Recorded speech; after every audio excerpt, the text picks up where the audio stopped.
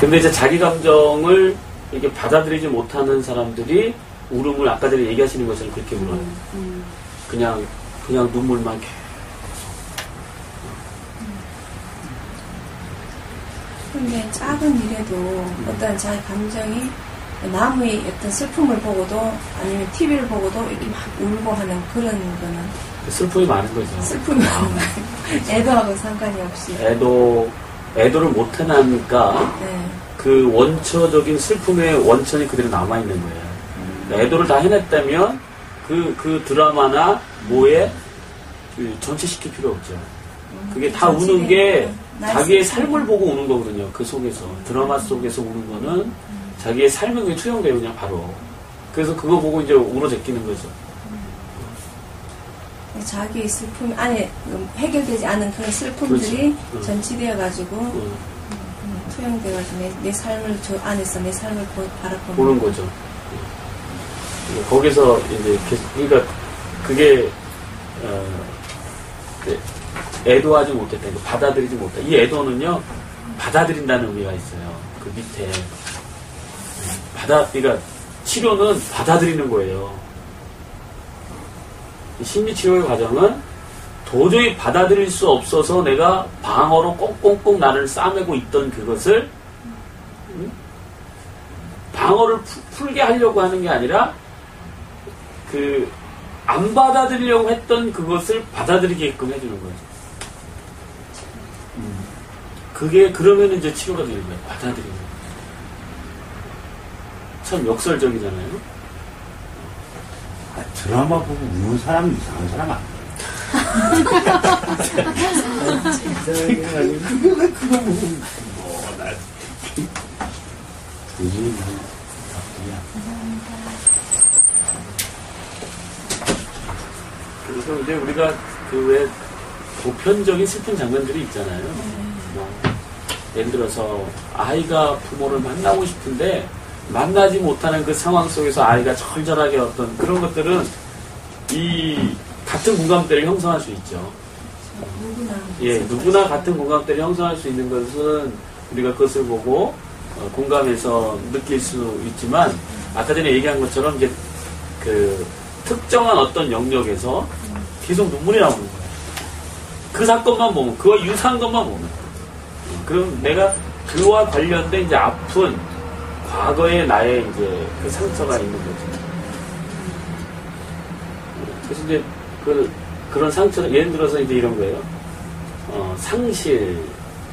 이 애도는 상실되었다고 하는 것을 받아들이고 그것을 가지고 슬피 울고 그러니까 슬피 울면서 받아들이는 과정이 만들어지는 거거든요. 슬피 울면서. 자, 그러니까 내가 엄마의 사랑을 받지 못했다. 이게 상실되는 거예요.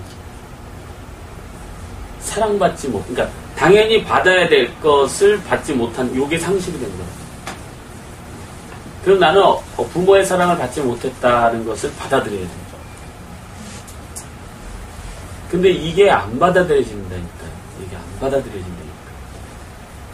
그래서 이것 때문에 계속 좌절하고 상처받고 이러는 거예요. 그러니까 한 여인이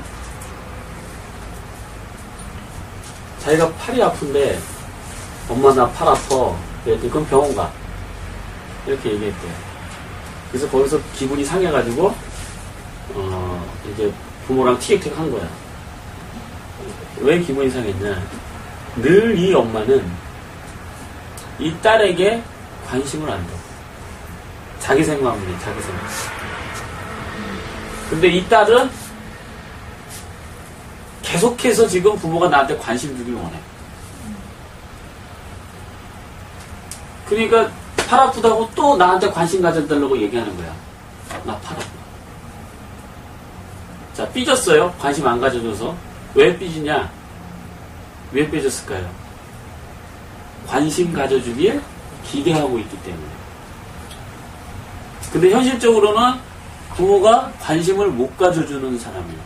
그거 본인도 알아. 자기도 안다. 나는 부모가 변화되지 않는다는 걸 안다. 그래서 더 이상 난 노력하지 않을 거다, 내가. 그런데 태도는, 삶의 태도는 거기에 집착돼 있어. 뭐 사랑. 그러니까 계속 사랑해달라고 하는 거야. 관심 다해달라고. 안 주니까 삐지는 거 아니야. 상처받는 거야. 안 주니까, 기대했던 걸 안 주니까. 이제 조금 센 걸로 가요. 센 걸로 뭘로 갈 거야? 한번 좀 부러뜨리고 살살로. 그게 사실과 결핍과 지금 같은 맥락으로 보시는 거죠. 예. 그러니까 결핍이라고 하는 게 무엇을 결핍이라고 이해하세요? 결핍이. 저는 꼭 필요한데 없는 것. 그래요. 있어야 상실은 된다고. 뭡니까? 근데 결핍은 처음부터 없었는데 채워지지 않은 상태고 상실은 있는데 없어진 거로 저는 생각을 하고 있었거든요. 그걸 이해를 돕기 위해서 이렇게 얘기할게요.